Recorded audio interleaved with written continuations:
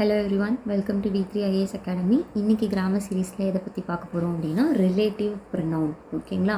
So relative pronoun என்ன பண்ண போகுது அப்படின்னா ரிலேட் பண்ண போகுது. எதையும் ரெண்டு சென்டென்ஸை ரிலேட் பண்ண போகுது. ஓகேங்களா? ஃபார் எக்ஸாம்பிள் இங்கே வாங்க. ஐ நோ அப்படிங்கிறது ஒரு சென்டென்ஸ். என்ன தெரியும் உங்களுக்கு? யாரோ ஒருத்தவங்க இந்த பசிலை சால்வ் பண்ணியிருக்காங்க. ஸோ அப்போது இது ரெண்டுத்தையும் ஜாயின் பண்ணுறதுக்கு நீங்கள் ஒரு வேர்டை யூஸ் பண்ணுறீங்கல்ல, அது யார்? ஸோ அந்த பர்சனை நீங்கள் கை காமிக்கிறதுக்கு யூஸ் பண்ணுறீங்க இல்லையா, அதுக்கு பேர் தான் வந்து ரிலேட்டிவ் ப்ரொனவுன்னு சொல்லுவாங்க. ஸோ ரிலேட்டிவ் ப்ரொனவுனில் வந்து மெயினாக 3 டைப் பார்க்க போகிறோம். அதில் என்ன அப்படின்னு பார்த்தீங்கன்னா ஹூ, ஹூம், தட். ஓகேவா? ஸோ இதில் வந்து ஹூ அப்படிங்கிறது எதுக்கு யூஸ் பண்ணுவோம் அப்படின்னா பர்சன்ஸை மீன் பண்ணுறதுக்கு யூஸ் பண்ணுவோம். அதே திங்ஸை யூஸ் பண்ணுறோம் அப்படின்னா ஸோ விச் அப்படிங்கிற வேர்டு வந்து எதுக்கு யூஸ் பண்ணுவோம் அப்படின்னா திங்ஸுக்கு யூஸ் பண்ணுவோம். ஓகேங்களா?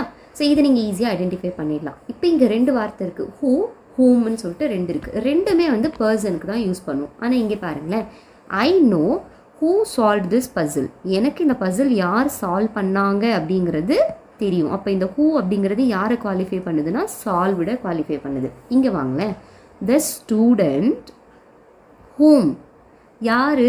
ஐ asked for help was very kind. நான் ஒருத்தவங்களை ஹெல்ப்புக்கு கூப்பிட்டேன் இல்லையா, அவங்க வந்து எனக்கு ரொம்ப ஹெல்ப்ஃபுல்லாக இருந்தாங்க அப்படின்னு சொல்லிட்டு சொல்கிறாங்க.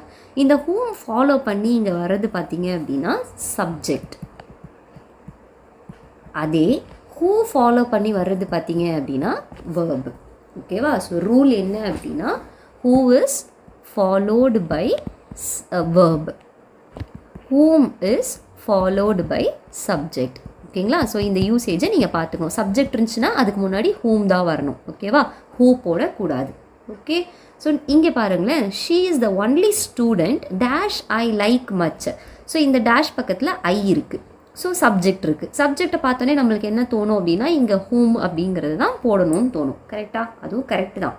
ஆனால் இந்த இடத்துல என்ன வரணும் அப்படின்னா தட் அப்படிங்கிறது தான் கரெக்டான ஆன்சர். ஏன் மேம் அப்படின்னா இங்கிலீஷில் சில வேர்ட்ஸ் இருக்குது. ஓகேங்களா? ஸோ இங்கே பார்த்தீங்கன்னா உங்களுக்கு தெரியும். ஸோ தட் அப்படிங்கிற வேர்டு வந்து யூஸ் பண்ணுவோம் மெயின் கிளாஸையும் சபார்டினேட் கிளாஸையும் கனெக்ட் பண்ணுறதுக்கு. எந்த மாதிரியான வேர்ட்ஸ் எல்லாம் வந்தால் யூஸ் பண்ணுவோம் அப்படின்னா ஆல், சம், எனி, எனிதிங், நன், நத்திங், ஒன்லி.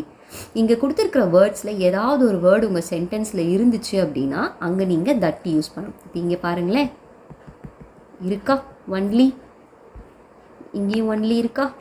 ஸோ இந்த வேர்ட்ஸை மட்டும் கொஞ்சம் மனப்பாடம் பண்ணிக்கோங்க. ஓகேங்களா? ஸோ இந்த 7 வார்த்தை இந்த சென்டென்ஸில் இருந்துச்சு அப்படின்னா அங்கே நீங்கள் யூஸ் பண்ண வேண்டிய ரிலேட்டிவ் ப்ரொனவுன் யார் அப்படின்னா தட்டுங்கிறது தான் யூஸ் பண்ணணும். ஓகே? ஸோ இன்னொரு எக்ஸாம்பிள் பார்ப்போம்.